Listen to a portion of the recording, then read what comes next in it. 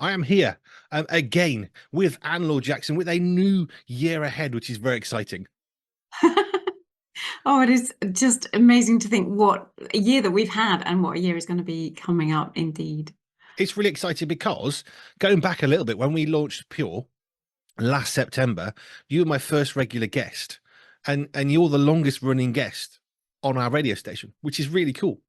And it's so lovely because it's just like we can get the opportunity to chat and we can chat about stuff that just hopefully flows from me. And it certainly flows from you because of your life experiences and things that you've done and then questions that folks bring. And it's a lovely place to be. So thank you. And it's really exciting because in the last year, we've been through a year of growth, and you've done things like getting your first centre for Santé on Jersey. Just give us a bit of a recap, because we touched on this, I guess, a few months ago now, because there's been a bit of a gap with summer, heart surgery, holidays. We'll come on to those things perhaps. But how is that centre going? Just give us a recap about why you did that and what's the purpose. Yeah.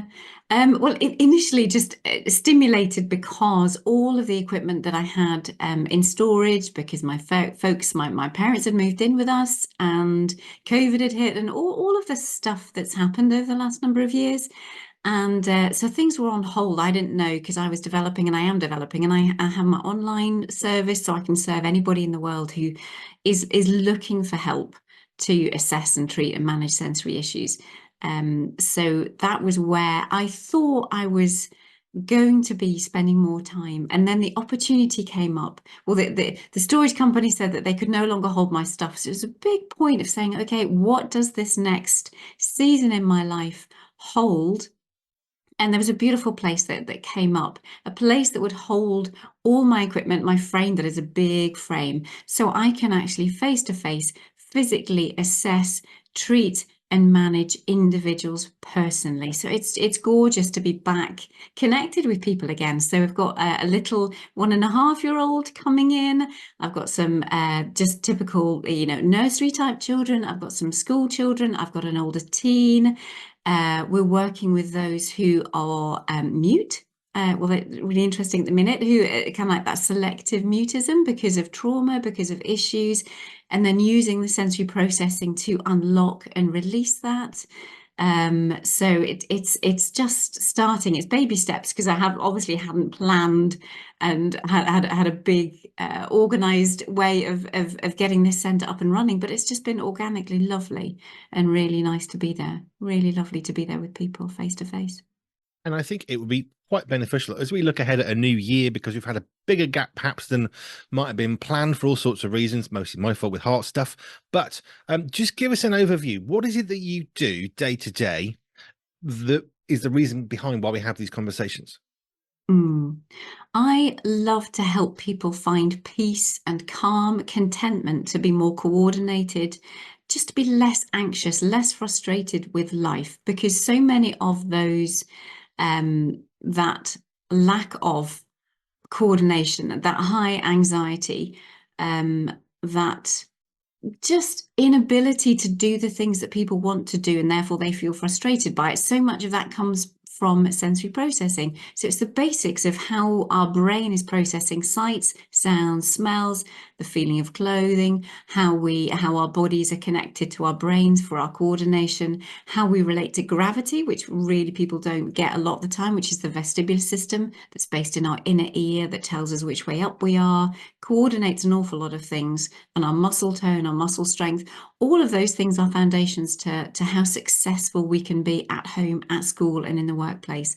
So that's what I live for, and help others understand the power of living in what I termed sensory health, which is being calm and coordinated and confident in life, and doing the things that people want to do.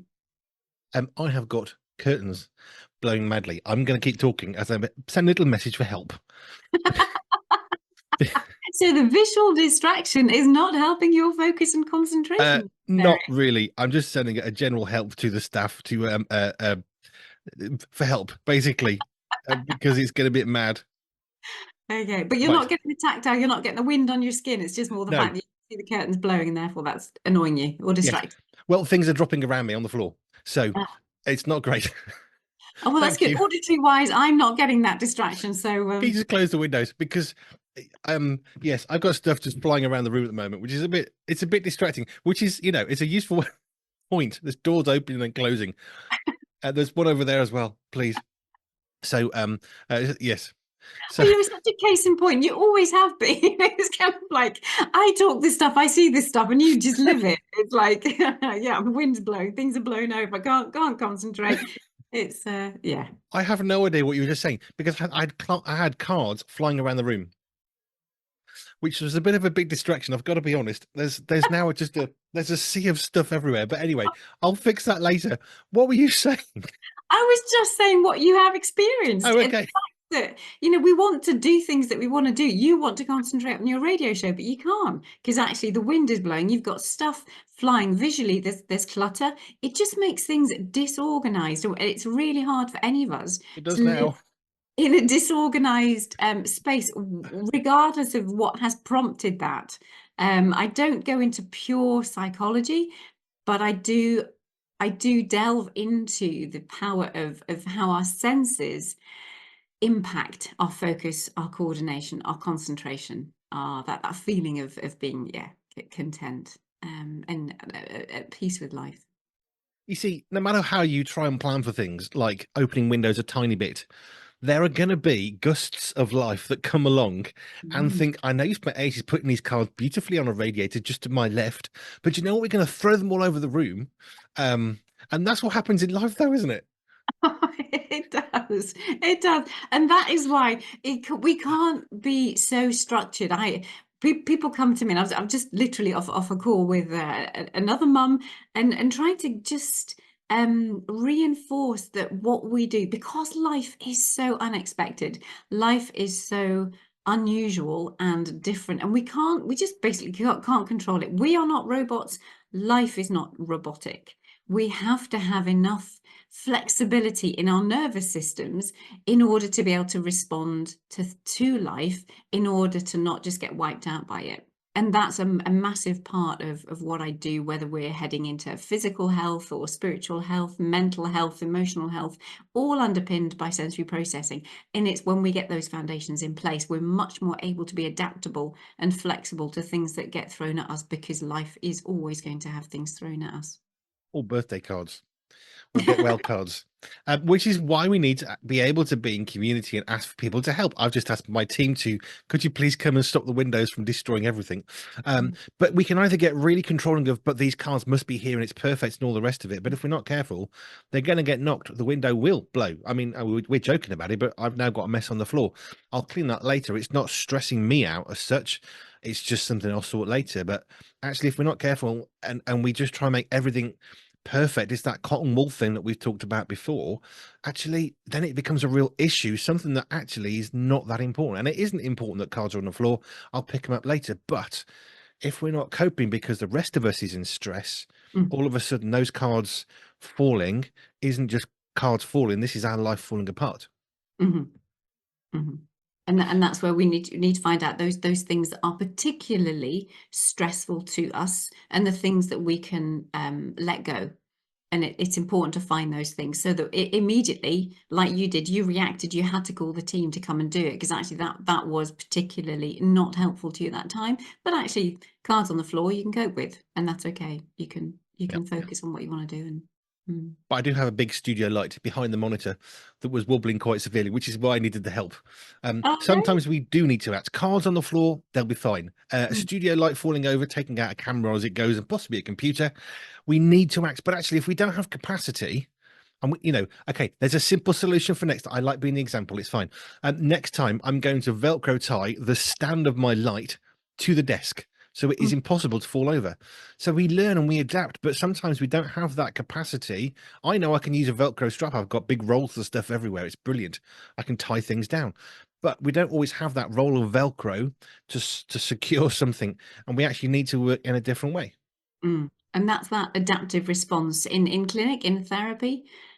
We would be looking for that adaptive response. It's just like, okay, under normal circumstances, this is what you might do, but that flexibility in thought, that flexibility in how your body moves, you have to do things slightly differently. So a similar thing, actually, my light, I have a stand-up desk. So of course I have a light above my desk, but when I press my little button that moves it, then my adaptive response is, I've got to get that light before it flies over, because actually if I strap my light to my desk, I'm going to cause real problems, because the height adjustable table that it is going to clonk, it's going to clonk my light. So we're always having these adaptive responses, and that's tiring and really effortful for some people. And that's where we need to find their sensory thumbprint, the right kind of level of adaptation throughout the day. And some people can cope with loads of adaptation and will be able to make decisions and be so spontaneous and react to things really well and make good decisions. And there's others of us who actually need to make sure that our life choices, whether it be a thinking thing or just our body having to react in different ways, we will have to calm life down a little bit so that we can function well in a calmer space, and not have to make so many adaptive responses than other people. I wanted to talk a little bit about the holiday that you've had, because you were really hard, you're self-employed, you run a business, you've got responsibilities, and you've just taken a holiday, which is a big deal for you to do. But I thought it might be useful to look at that from the perspective of, you called it recalibration just before we came on air, and I was thinking about resetting in a similar kind of context for recovering from heart surgery, because everything is different. Maybe we'll look at that next week. But how have you found a holiday for, I suppose the obvious question is, how's the holiday affected your sensory health? But I think we can do better than that. How is the holiday helping you see life in your work, your play, your downtime? Mm, It's reinforced that I really do love what I do. And when you have choices, obviously this isn't a sensory thing, but it is lovely to think that actually what I do, I really enjoy doing. And I want to do it in a way that is as genuine as possible, as helpful as possible. And it's given me time to reflect and think, what do people actually need? How can I best help them? I mean, that has been the priority. It has been everything that I've done, but you need time to, you need space to think. I really do appreciate space to think. And I know before the break, it was always like my little 15 minutes in the sauna. They were precious times. But I am scheduling more time to process life generally, into my work life integration. And in fact, a new thing, I'm actually looking to see if, because the Hope Street, the centre that I have, that is great for doing actual therapy, but I'm looking to perhaps move out of the home with my office as well. It's interesting, post-COVID, lots of people are working from home.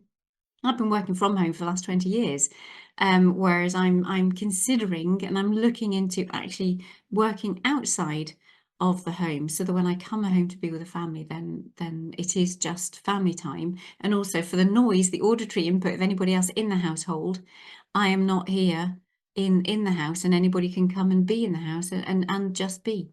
And not, I don't have to worry about how the quality of the work that I'm putting out, because actually I will have or I'm looking to get a different space in which to actually run the business, run the therapy, run my Zooms from. So, I like the idea of the recalibration though, because one of the things that I found, I don't want to go into the heart surgery because I think it's a tangent today. But I found that because I couldn't do what I would ordinarily normally do on a day-to-day basis, or perhaps on a regular weekly basis, like these chats, all of a sudden my world looks slightly different. And actually it was really good because it reset some of the things that I would ordinarily do. And it got me thinking a little bit about sensory health, because my sensory health has been interesting, recovering from heart surgery. But mm, I was thinking particularly because you've had a holiday, and what struck me was, we look at the Bible. God designed us in a particular way, and he built in a seventh day of rest. Often people say, how long did God take to make the world? Well, 7 days. I suppose in a sense, yes, he did, because he took 6 days to make it and 1 day to rest with that 7 day week.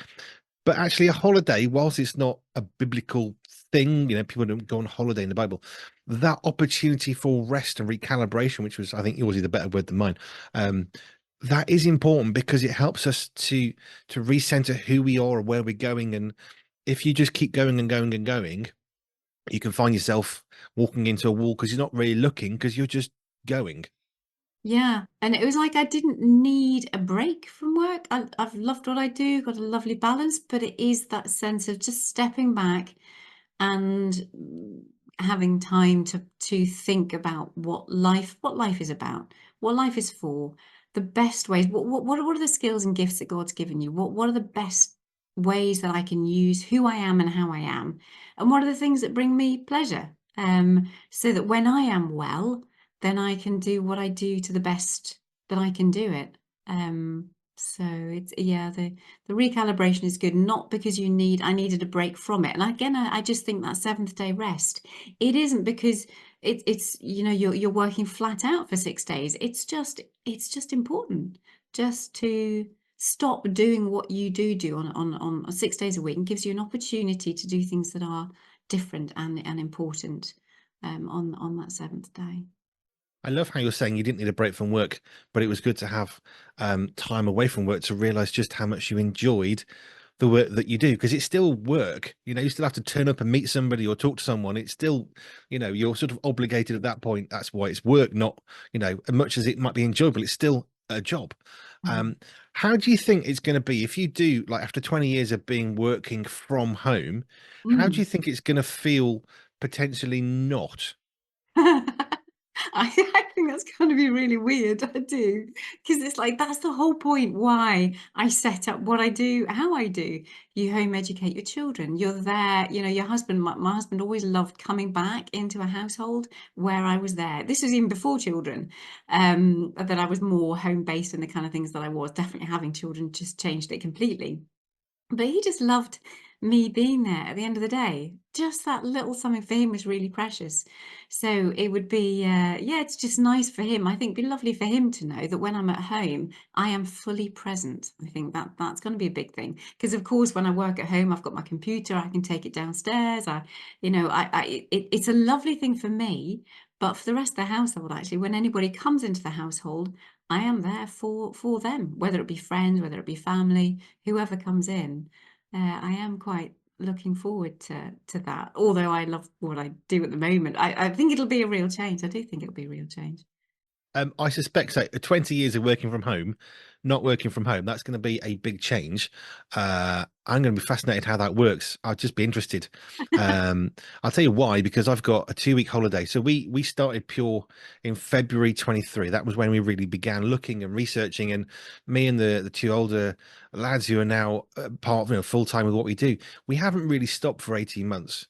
Wow. And that's fine. We're not upset. We're not asking for sympathy. We love what we do. It's great. But at the end of October, we're having a 2 week holiday, and I'm going to stop for 2 weeks. So that might be a good session next week of things you can get me to think about what I need to do for 2 weeks so I can come back even better. Maybe we'll look at that next week. But it struck me just how we can work and work and work, but there is an importance to step back in order that we can have a better way of assessing what we're doing. Because otherwise, as I said, you can walk and walk and walk reading the newspaper Mm, straight into a wall, but actually put the work down for a bit. And it's not so much you don't like the work or you need time away from your colleagues or your job, but actually it helps you to refocus, recenter who you are, what you're doing, and I guess why you do what you do, other than the fact that you did it last week, so you'll do it this week and next week. mm. Actually, that time away gives you fresh motivation. Would that be right? Phew. I think it's just really nice to be affirmed. Sometimes we just need just that affirmation of yeah, Oh, I'm doing this and it's right that I do it. I think because the motivation was so high beforehand, that actually I'm good. But there was something that you did say that I thought, yeah, I have to. I think just time, planning out the time and thinking about what I do and how I use who I am to the best is was just so important. But we'll think about what we can chat more. Yeah, chat more next week. It'd be great. this is perhaps less of a sensory health conversation, but it is. But we haven't seen each other for a while, and I've loved. The thing is, my brain at the moment is 1st of September. We are celebrating 12 months of Pure 24/7 radio. That's where my brain's at. I'm writing a book on it. I'm reliving chapter by chapter. But here's one for you, which is definitely more sensory health related. I just wrote a chapter on June. And in June, we went to a particular conference. At the end of that conference, someone bought me and my Tilda lads 3 pints of beer. I just prayed for 3 pints of beer because I had no money. And somebody then kindly offered it. And as I looked back on that photo, which will be in the book, there's me and my Tilda lads with a pint of beer each. And it was such a moment of pride. And as I sat here about half an hour ago, I was just crying as I looked at the photo. And it was just this joy and this peace sort of overwhelming. What is going on with the senses that I can see a photo and a memory for it to provoke such a vivid reaction 2 months on? Mm. The power of our visual processing and the associations that it has with our limbic system, and the joys and everything that comes along with a particular experience. That when you've got so much like thankfulness and desire and hope and prayer and just everything involved, and the visual system, you just see it, it recalls it, it goes straight into your limbic system, and it just opens the gateway to so much, and they are precious. And that's why I think we like taking photos, because if we don't have that visual memory, things just disappear off. Photo enables so much else to be brought to the fore. You might even be able to recall smells. You might be able to recall if you were at the seaside, like the seagulls, when you were having the beer, there's just different things that, although you're only using the visual sense, there are other things that will come along. You remember how cold it was or how warm it was. It's a full,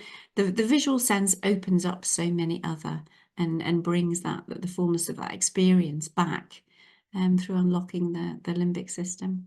I did remember the noise in the marquee, how hot I was because it was just a very hot environment.